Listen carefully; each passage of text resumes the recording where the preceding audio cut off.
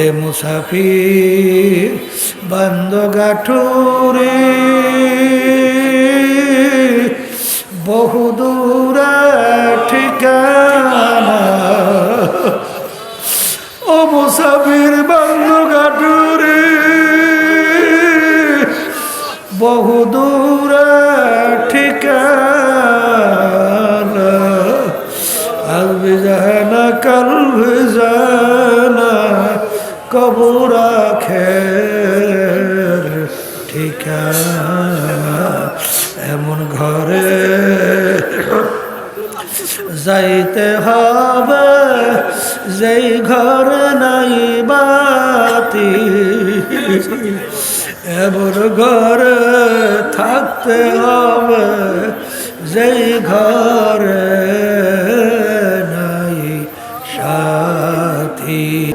বলকের বাদশাহ ইব্রাহিম বিন আদম রহমাতুল্লাহ আলাইহি বাজান রাস্তার ফকির মুসাফির বাদশার রাজ দরবারে যাইয়া বলতেছেন, বাদশারে আমি আপনার এই মুসাফির খানায় একটু থাকতে চাই।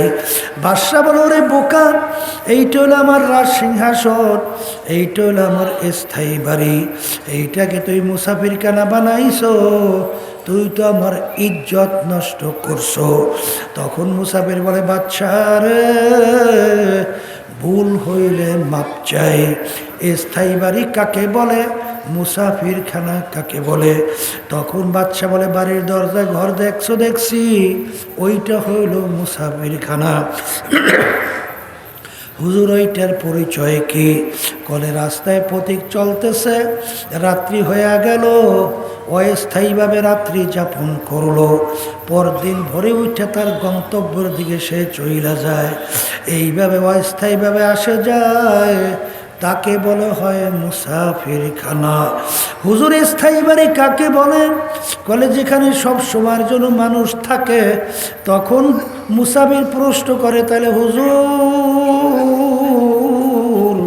তাহলে দুনিয়া সৃষ্টির পর থেকে মনে হয় আপনি এই বাড়িতেই ছিলেন।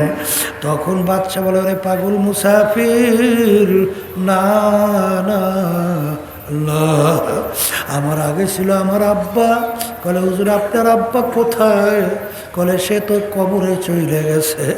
কলে বাদশা আপনার আব্বা কি আসবে না? বাদশা বলে, মুসাফির আমার আগে ছিল আমার আব্বা, সে কোথায়? সেও তো কবরে চলে গেছে। কলে হুজুর সে কি আসবে না? বলে না, সেও আর কোনোদিন আসবে না। আপনার আব্বার আগে কে ছিল? আমার দাদা ছিল, সে কোথায়? সেও তো কবরে চলে গেছে। বলে সেও কি আসবে না? না, সেও কোনোদিন আসবে না। তখন মুসাফির বলে, বাদশা রে তাহলে আপনি মনে হয় চিরজীবন থাকবেন। তখন বাদশা বলে, পরে পাগল মুসাফির, কুল্লু নাফসিন যায়িকাতুল মাউত, মানুষ মরণশীল, আমিও একদিন দুনিয়া থেকে বিদায় নিয়ে কবরে চলে যাব। কলে আপনিও কি আসবেন না? নাও আমার, আমিও আর কোনোদিন আসবো না। তখন মুসাফির বলে, বাচ্চারে আপনি আমাকে বলছেন বোকা, আসলে বড় বোকা তো আপনি। ও বাদশা, আপনার বাড়ির দরজায় মুসাফির খানা, একবার মানুষ থাইকা চইলা গেলে আবার এসে ইচ্ছা করলে থাকতে পারবে, কিন্তু আপনারা এই মুসাফির খানা থেকে যদি একবার কেউ বের হইয়া যায় আর কোনোদিন আসে না। আরে মুসাফির হাম সবাই কবর আখের ঠিকানা, कोई आगे रवाना है कोई पीछे रवाना। বলার সঙ্গে সঙ্গে বাদশার চিন্তার পরিবর্তন ঘটে গেল। আমি এই বাদশাহী দিয়া কি করব? আমি এই অট্টালিকা দিয়া কি করব? আমি এই সম্পদ দিয়া কি করব? আমি এই সম্মান দিয়া কি করব? এ তো দেখতে না দেখতে শেষ হয়ে যায়। এই চিন্তা কইরা তিনি স্থায়ী বাড়ি, বেহেশতের শান্তি তালাশ করার জন্যে বের হইয়া গেল। এরপর মুরব্বির কাছে গেল। মুরব্বির কাছে যাওয়ার পরে এমনভাবে তাকে কেঁচা শুরু করলো। আরে বাদশা বলকের ইব্রাহিম তাকে লাকড়ি টানার দায়িত্ব দিল, এমনকি মেথরের দায়িত্ব দিল, অর্থাৎ বাদশাহী ভুলাবার জন্যে, কলব পরিষ্কার করার জন্যে, তাকাব্বুরি দূর করার জন্যে, হিংসা দূর করার জন্যে, হুব্বে দূর করার জন্যে, অজব দূর করার জন্যে, রাগ দূর করার জন্যে, দুনিয়ার মোহাব্বত দূর করার জন্যে, গিবার শেখায়ত থেকে বাঁচার জন্যে, এক কথায় কলবের রোগগুলা দূর করার জন্যে। এক পর্যায়ে এমনভাবে আল্লাহর ফজল করমে মোরব্বা হয়ে গেল, কিয়ামত পর্যন্ত মানুষ তার নাম শ্রদ্ধা সহকারে স্মরণ করতে থাকবে। এই জন্য আমার বাজানদেরকে বলবো, পর্দালে মা বোনদেরকে বলবো, খোদা না কাজটা যদি কলবকে পরিষ্কার না কইরা দুনিয়ার থেকে বিদায় নিয়ে কবরে যাও, আমার মালিকের সামনে হাজিরা দাও। আমার মালিক বলে, এ ফেরেশতারা, আমি বন্দা বান্দিকে বড় শখ কইরা বানাইছিলাম এবং ওদেরকে আমি হুকুম করছিলাম এইভাবে চলবি, এইভাবে করবি, এই পথে চলবি না, এই পথে চলবি, এইটা করবি, এইটা করবি না। এইটা জানাবার জন্যে আমি অসংখ্য আমার নবী রসুল পাঠাইছি। শেষ আমার রসুল পাঠাইলাম মুহাম্মাদুর রাসূলুল্লাহ সাল্লাল্লাহু আলাইহি ওয়াসাল্লাম। আমার হাবিব ওদেরকে দাওয়াত দেশে বুঝাইছে, বুঝাবার পরেও ওরা কালবে সালিল নিয়ে আমার দরবারে আসে নাই। আমার আব্বাজান প্রায় বলতেন, বাজান রে, নতুন দুলা মেয়া তার জন্য কত সুন্দর ফুলের বিছানা তৈরি করলো, নতুন বিছানায় আসবে, নতুন দুলা মেয়া আসবে আর নতুন বিছানায় জায়গা দিয়ে দিবে। কিন্তু দুলা মেয়ের এমন পেট খারাপ হয়ে গেল, পানির মতো বাথরুম হয়, তখন আফসোস করে, আফসোস,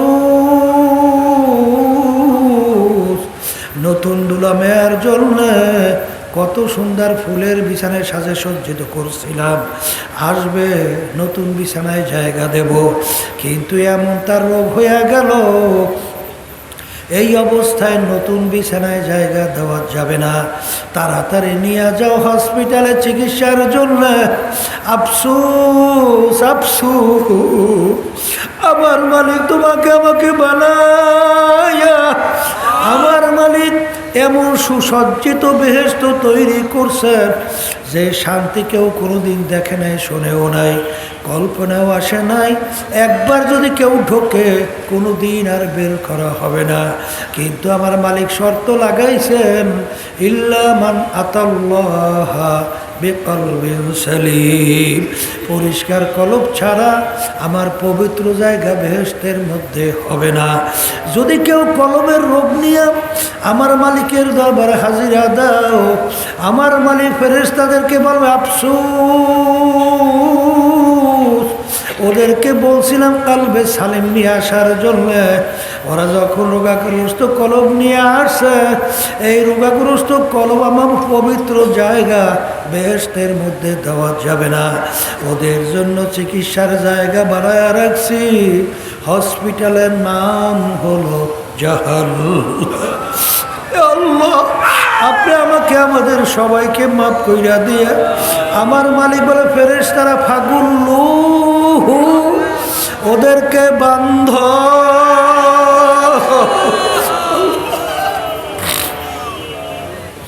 ফাগুল্লু, ওদেরকে বান্ধ, মিওয়ারাইহিম জাহান্নাম, ওদেরকে ফিকা ফিকা জাহান্নামে ফালাও, ওদের জন্য আমার কোনো মায়া।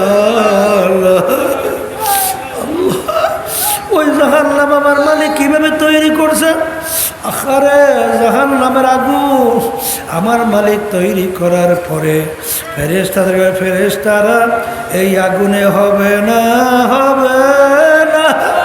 আল্লাহর হাবিব বলেন, কোনো মোল্লা মৌলবীর কথা না, আল্লাহর হাবিব বলে, জাহান্নামের আগুন ফেরেশতারা তেজ করতে করতে 1000 বছর পর্যন্ত আগুন তেজ করতে করতে হাত্তা মাররাত, আগুন একেবারে লাল টকটকে হয়ে গেল। আল্লাহ রাব্বুল আলামিন বলে, এই আগুনে হবে না, আমি ওর বিচার চাইয়া চাইয়া দেখি আমার সমস্ত নেয়ামত ভোগ করে ওরা দুনিয়ায় বেঁচে ছিল। আমার দেওয়া নেয়ামত চক্ষু দিয়া দেখছে, আমার দেওয়া নেয়ামত জিহ্বা দিয়া কথা বলছে, আমার দেওয়া নেয়ামত হারে ব্রেন দিয়ে পড়াশোনা করছে, ব্যবসা বাণিজ্য কইরা সম্পদ গুছাইছে, 5 তলা 10 তলা বিল্ডিং বানাইছে। আমার দেওয়া নেয়ামত হাত দিয়া কাজ করছে, পাও দিয়া হাঁটছে। আমার দেওয়া সমস্ত নেয়ামত ভোগ কইরা আমার হুকুম মানে নাই, এই আগুনে হবে না, আগুন আরো তেজ করো। আবার 1000 বছর পর্যন্ত আগুন তেজ করতে করতে আগুন একেবারে সাদা দবদবে হইয়া গেল। আমার মালিক বলে এই আগুনে হবে না, হবে আরো তেজ করো। আবার 1000 বছর পর্যন্ত আগুন তেজ করতে করতে আগুন একেবারে অন্ধকার কালো, অমাবস্যার চেয়েও কালো হয়ে গেল। জাহান্নামের আগুন এরকম কালো অবস্থায় আছে। এখন ওই আগুন সম্পর্কে আমার মালিক কোরআনুল কারীমের ভিতরে বলেন, নারুল্লাহিল মুকাদাতুল্লাতী তাত্তালিউ আলাল আফইদা। জাহান্নামের আগুন এমন তেজের আগুন হবে, শরীরের যে কোনো জায়গা লাগার সঙ্গে সঙ্গে ওই আগুন যে কলিজা পর্যন্ত পৌঁছে যাবে। আল্লাহ আপনি আমাকে আমাদের সবাইকে মাফ করে দিয়ে বাজার আমি বলি নাই, আল্লাহ রাসূল সাল্লাল্লাহু আলাইহি ওয়াসাল্লাম শুনাইছেন, সাহাবায়ে কেরাম শুনাইছেন, তাবিঈনরা শুনাইছেন, তাবিঈনরা শুনাইছেন, উলামায়ে মুতাকাদ্দিমিনরা শুনাইছেন, উলামায়ে মুতাকাদ্দিমিনরা শুনাইছেন।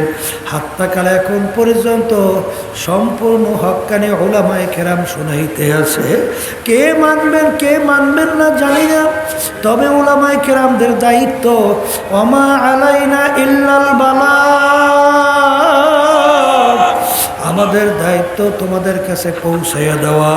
কে মানবা কে না মানবা না এটা বুঝবা আল্লাহর সঙ্গে। তবে হে কবরের যাত্রীরা, যার কপাল ভালো, দুনিয়ায় থাকা অবস্থায় চিন্তা ভাবনা কইরা কলবে সালিম তৈরি কইরা আল্লাহর হুকুম নবীর তরিকা অনুযায়ী চইলা তারপর দুনিয়া থেকে বিদায় নিয়ে কবরের পথে চলবে।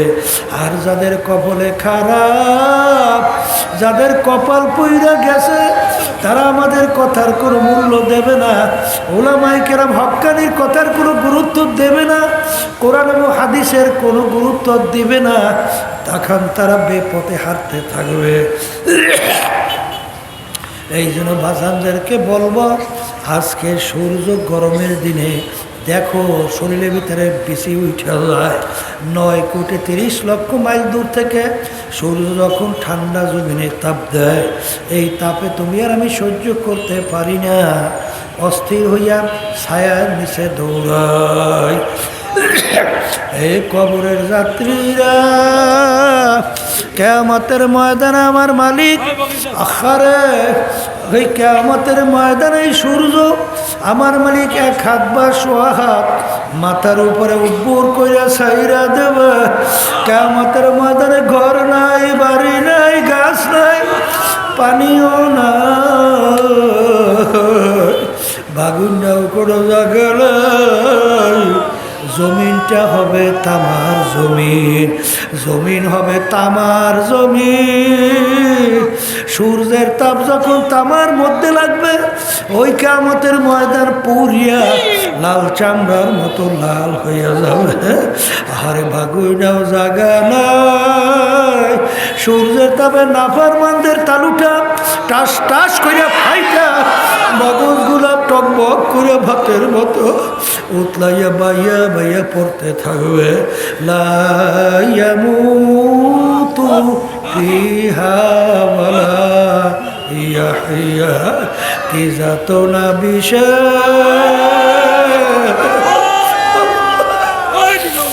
বুঝিবে সে কি, কবু আসিবি সে দংশিনী যারে। এ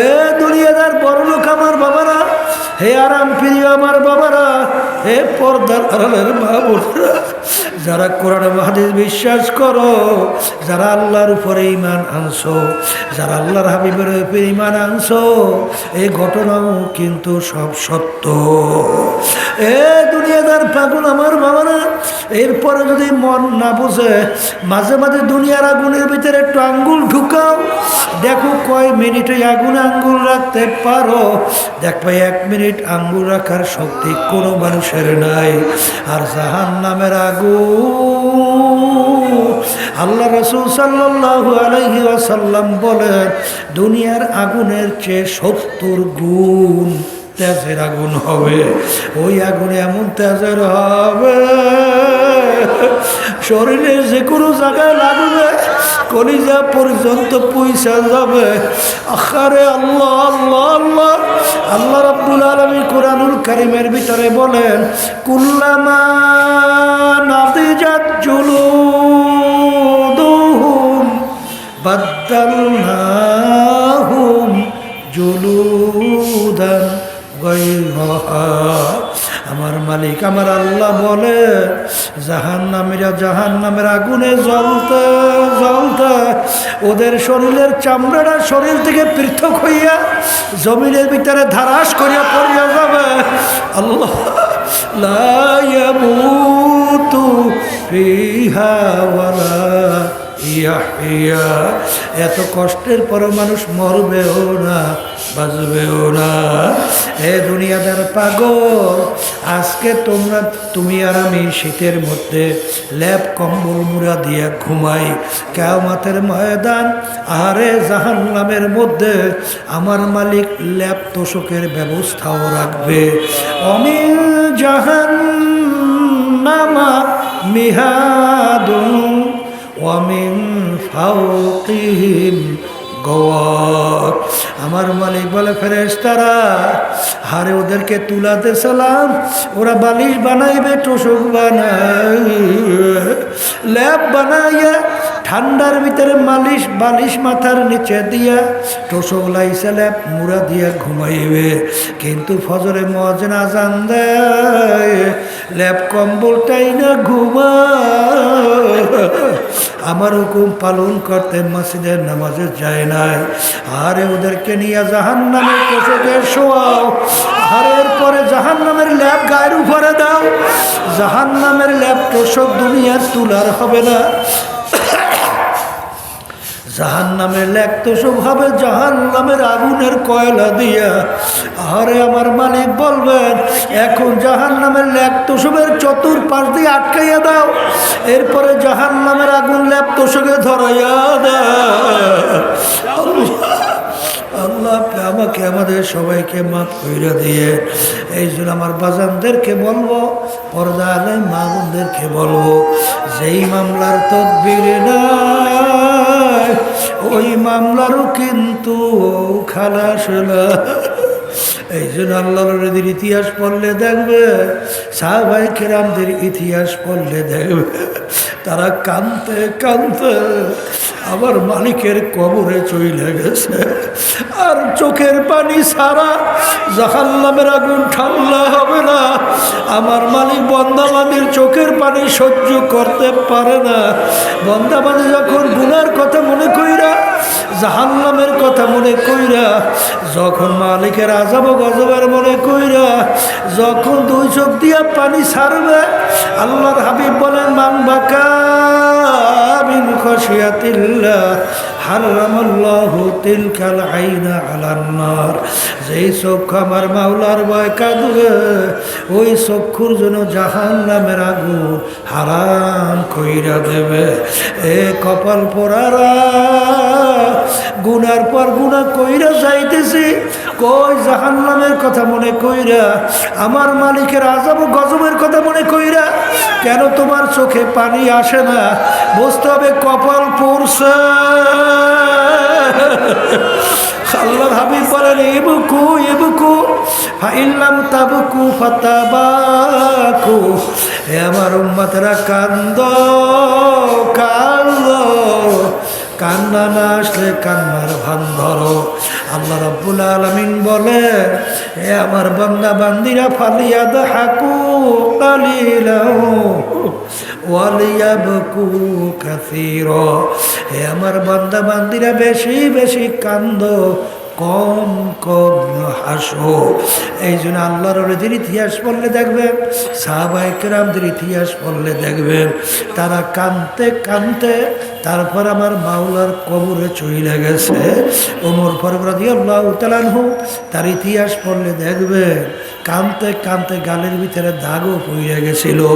আল্লাহর ওলিদের ইতিহাস পড়লে দেখবেন, আমাদের এই তরিকার মুরব্বী রশিদ আহমদ কামলি রহমাতুল্লাহ আলাইহি কাঁদতে কাঁদতে বুড়া বয়সে অন্ধ হয়ে গেছিল। আসলে বাজান রে, দুনিয়ার পরিচয় পাওয়ার কারণে আজকে দুনিয়ার জন্য পাগল, সম্পদের জন্য পাগল, সম্মানের জন্য পাগল। আর যারা আখেরাতের পরিচয় পাইছে, তারা আখেরাতের কামাই সম্বল কামাই করার জন্য পাগল, তারা আল্লাহকে রাজি খুশি করার জন্য পাগল, তারা বেহেশতে যাওয়ার জন্য পাগল, জাহান্নাম থেকে বাঁচার জন্য পাগল। আমার মালিক বড় দয়ার, বড় মায়ার। আমার মালিক যখন মাহফিলে নিয়ে আসছেন, আমার মালিক বড় দয়ার, বড় মায়ার। দু চোখের পানি ছাইরা আমার মালিকের কাছে দোয়া করো। আমার মালিকের কাছে দোয়ার মতো দোয়া যদি করতে পারো, আমার মালিক তোমাকে আমাকে জাহান্নামেও ফালাবে না, শয়তানের হাতে সুপর্দ করবে। আমার মালিক তোমাকে আমাকে ধোয়াইয়া পোষাইয়া তার কুদরতি কোলের মধ্যে জাগা না দিয়া পারবে না। এ মুসাফির বান্দ গাঠুরে বহুদূর ঠিকানা, ও মুসাফির বান্দ গাঠুরে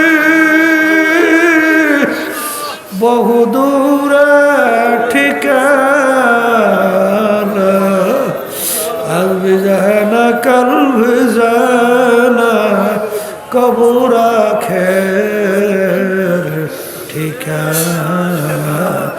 এমন ঘরে যাইতে হবে যেই ঘরে নাই বাতি, এমন ঘরে থাকতে হবে যেই ঘরে নাই সাথী। আল্লাহুম্মা আমিন। এই ঘরের মেয়ে লোকের হাত উঠাও, গুনার কথা মনে করো, দু চোখের পানি ফেলা, আমার মালিকের দরবারে কান্দ, আর মালিকের দরবারে মাপ চাও। যদি কান্না না আসে, মনকে বুঝাও করে মন। একদিন এই ঘরের দরজা দিয়ে নতুন বউ হয়ে উঠছিল রে মন।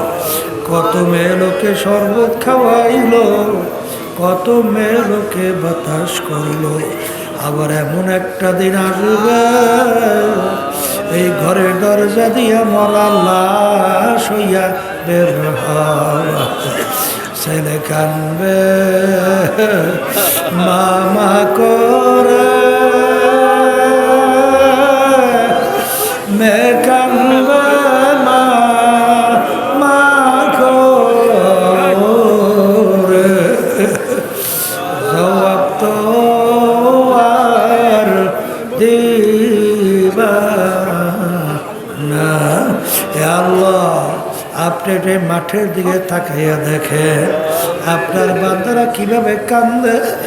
মালিক, আমাদের ছেলেও মরে নাই, মেয়েও মরে নাই, গুনাহ করে বসছি রে, মাফ করে দেন গো মাওলা, মাফ করে দেন।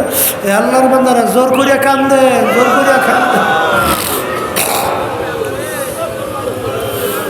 সন্তান মারা গেলে চোখে পানি আসে, সম্পদ নষ্ট হয়ে গেলে চোখের ভিতরে পানি আসে।